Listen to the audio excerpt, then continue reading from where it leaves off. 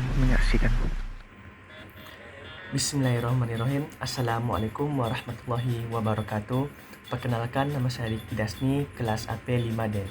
Maksud dan tujuan saya membuat video ini yaitu untuk melengkapi UTS dari dosen yang baik hati dan cantik yang bernama Ibu Suci Habibah, selaku dosen pengampu mata kuliah Etika dan Profesi Seorang Guru.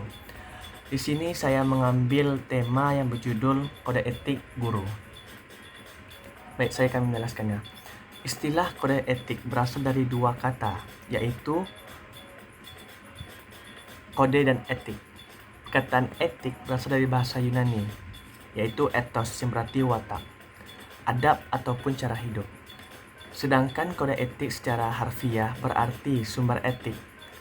Etika artinya tata susila atau etika atau hal-hal yang berhubungan dengan kesusilaan dan mengerjakan suatu pekerjaan.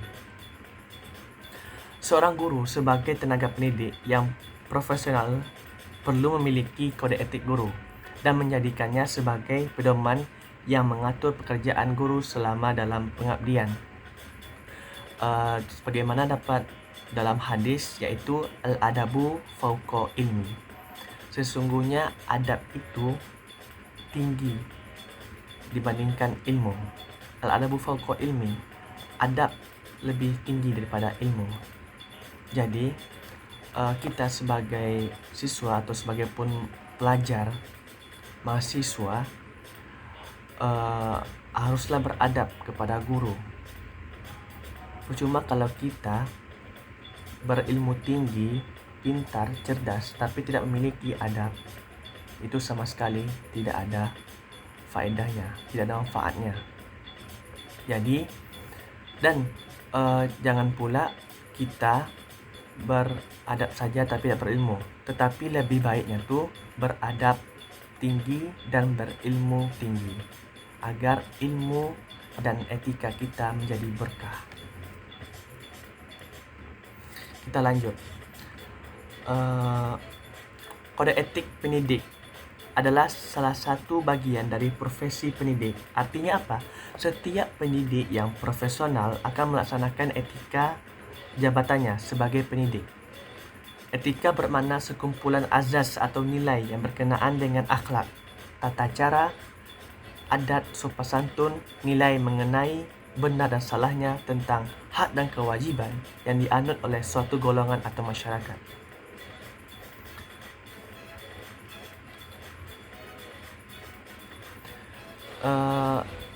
Kode etik suatu profesi adalah norma-norma yang harus diindahkan dan dipatuhi oleh setiap anggota profesi di dalam melaksanakan tugas profesinya dan dalam hidupnya di masyarakat. Jika lebih terperinci lagi, maksud kode etik adalah norma-norma yang mengatur hubungan kemanusiaan antara guru dan lembaga pendidik, guru dan sesama guru, guru dan peserta didik, guru dan lingkungannya. Jadi dapat disimpulkan bahwasanya kode etik adalah mengatur tentang apa saja yang harus dilakukan dan apa yang dibolehkan guru dalam menjalankan tugas profesionalnya. Menurut Al-Ghazali berpendapat bahwa guru yang dapat diserahi tugas mendidik adalah guru yang selain cerdas dan sempurna akalnya, juga guru yang baik akhlaknya dan kuat fisiknya. Dengan kesempurnaan akal ia dapat memiliki berbagai ilmu pengetahuan secara mendalam, dan dengan akhlaknya yang baik ia dapat menjawab dan ia menjadi panutan contoh untuk bagi murid-muridnya. Tentu selain pengertiannya ada juga tujuannya. Tujuan kode etik guru. Yang pertama itu menjunjung tinggi martabat profesi. Maksudnya apa? Dalam hal ini, kode etik menjaga pandangan dan kesan dari pihak luar ataupun masyarakat. Agar apa? Mereka mempunyai ibaratnya fungsi dari seorang guru tersebut. Nah, yang kedua yaitu untuk menjaga dan memelihara kesejahteraan para anggotanya. Maksudnya, kesejahteraan tersebut dalam konteks ini meliputi yang bersifat lahir ataupun material dan kesejahteraan bersifat batin atau spiritual dan mental. Yang ketiga yaitu untuk meningkatkan pengabdian para anggota profesi. Maksudnya dalam tujuan ini berkaitan dengan peningkatan kegiatan pengabdian profesi sehingga para anggota profesi dapat dengan mudah mengetahui tugas dan tanggung jawabnya seorang guru. Yang keempat yaitu untuk meningkatkan mutu profesi. Dalam hal ini, untuk meningkatkan kode etik seorang guru dapat memuat norma-norma agar dalam meningkatkan mutu profesi tersebut agar lebih baik. Yang kelima yaitu untuk meningkatkan mutu organisasi profesi. Maksudnya dalam hal ini seorang guru diwajibkan kepada prinsip anggotanya secara aktif berpartisipasi dalam membina organisasi profesi dan kegiatan yang dirancang organisasi. Adapun kode etik seorang guru di Indonesia tercantum dalam rumusan Kongres PGRI nomor 13 pada tanggal 21 sampai 25 November 1973 di Jakarta. Ada 9 item. Yang pertama, guru berbakti membimbing anak didik seutuhnya untuk membentuk manusia membangun berjiwa Pancasila. Yang kedua, memiliki profesional dalam menerapkan kurikulum sesuai dengan kebutuhan anak didik masing-masing. Yang ketiga, guru mengadakan komunikasi terutama dalam memperoleh informasi tentang anak didiknya. Yang keempat, guru menciptakan suasana kehidupan sekolah yang lebih baik. Yang kelima, guru memelihara hubungan dengan masyarakat di sekitar agar lebih masyarakat yang luas untuk kepentingan pendidikan. Yang keenam, guru secara sendiri dan bersama-sama berusaha mengembangkan, meningkatkan mutu profesinya. Yang ketujuh, guru menciptakan dan memelihara hubungan antara sesama guru, baik berdasarkan lingkungan maupun di dalam hubungan keseluruhan. Yang kedelapan, guru bersama-sama memelihara, membina, dan meningkatkan mutu organisasi guru profesionalisme. Yang terakhir, guru melaksanakan segala ketentuan yang merupakan kebijaksanaan pemerintah dalam bidang pendidikan. Baik, cukup sekian dari penjelasan saya pada hari ini. Mohon maaf atas kekurangan dan khilafan. Salahnya datang dari saya dan kebenarannya dari milik Allah. Saya tutup dengan membacakan hamdalah. Assalamualaikum warahmatullahi wabarakatuh. See you.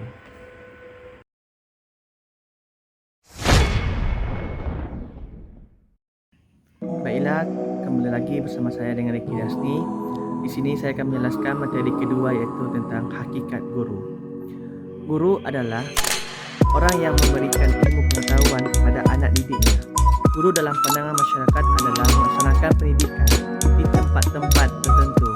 Tidak mesti di lembaga pendidikan formal, tapi bisa juga di masjid, di surau, di musola, di rumah, atau lain sebagainya. Menurut N.A. Amit Tambun dan Jamara, guru ialah semua orang yang bertanggung jawab terhadap pendidikan murid-murid, baik secara individual ataupun klasikal, baik di sekolah maupun di luar sekolah. Dengan demikian, seorang guru harus menguasai berbagai kompetensi, baik pedagogis, kepribadian, sosial masyarakat, maupun profesional.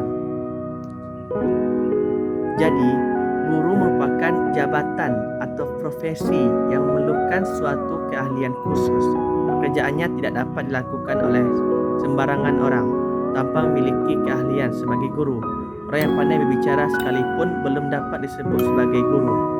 Untuk menjadi seorang guru diperlukan syarat-syarat khusus, apalagi sebagai guru yang profesional yang harus menguasai benar seluk-beluknya pendidikan dan pengajaran. Yang kedua yaitu peranan guru. Pembelajaran dari seorang guru yaitu merupakan proses interaksi peserta didik dengan pendidik dan sumber belajar pada suatu lingkungan belajar.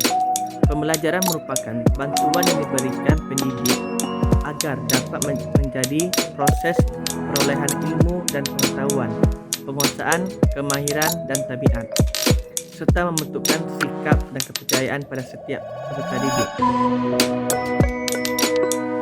Nah, kali ini saya akan membahaskan lebih lanjut mengenai peran guru di dalam proses kegiatan belajar mengajar. Yang pertama pertama yaitu guru sebagai pendidik.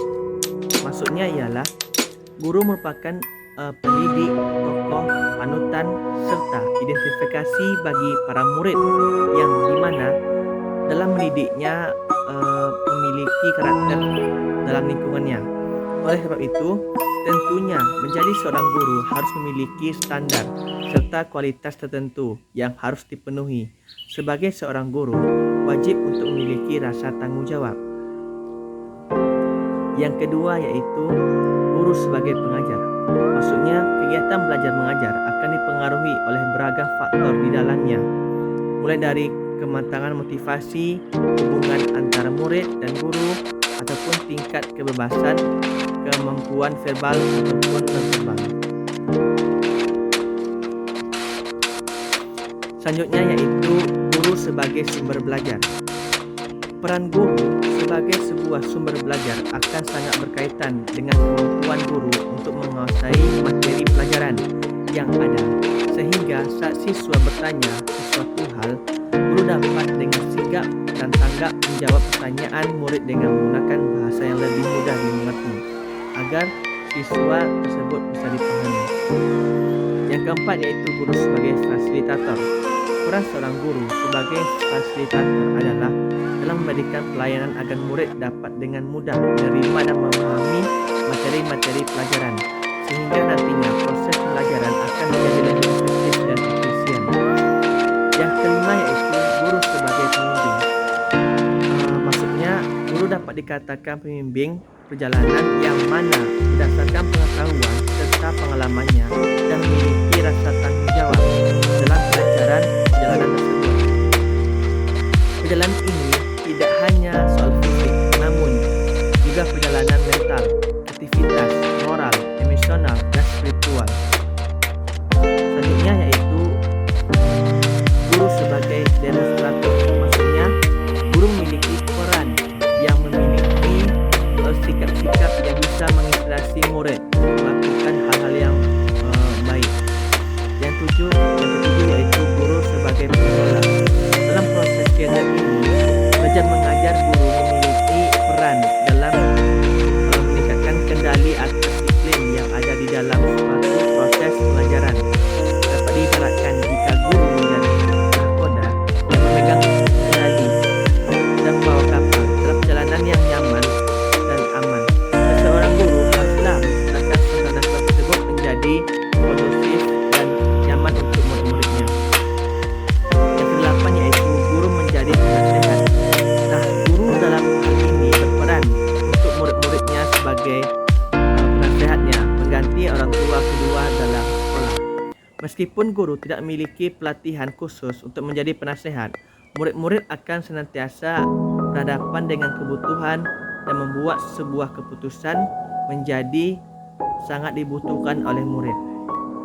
Yang kesembilan yaitu guru sebagai inovator, yang mana mempunyai pengalaman yang didapatkan dari masa lalu ke kehidupan yang lebih bermakna. Yang kedua yaitu yang ke-10 maksudnya yaitu guru sebagai motivator. Maksudnya proses kegiatan ini belajar mengajar akan berhasil jika murid dalamnya memiliki motivasi yang tinggi. Yang ke-11 yaitu guru sebagai pelatih. Maksudnya proses pendidikan serta pembelajaran nantinya membutuhkan latihan keterampilan di dalam pembelajaran. Selanjutnya yaitu guru sebagai evaluator. Setelah proses pembelajaran berlangsung, tentunya seseorang guru melakukan evaluasi pada hasil yang telah ditentukan saat pelajaran tersebut. Selanjutnya yang bagian ketiga yaitu syarat-syarat seorang guru. Menurut Omar Hamalik, adapun syarat menjadi guru yaitu yang pertama harus memiliki bakat seorang guru, yang kedua harus memiliki keahlian seorang guru, yang ketiga ketiga, memiliki kepribadian yang baik dan terintegrasi. Yang keempat, memiliki pengalaman dan pengetahuan yang luas. Yang kelima, guru adalah manusia yang berjiwa Pancasila. Dan yang terakhir, guru adalah seorang warga negara yang baik. Mungkin cukup sekian dari penjelasan saya. Mohon maaf atas kekurangan dan khilafan. Akhirul kalam. Assalamualaikum warahmatullahi wabarakatuh.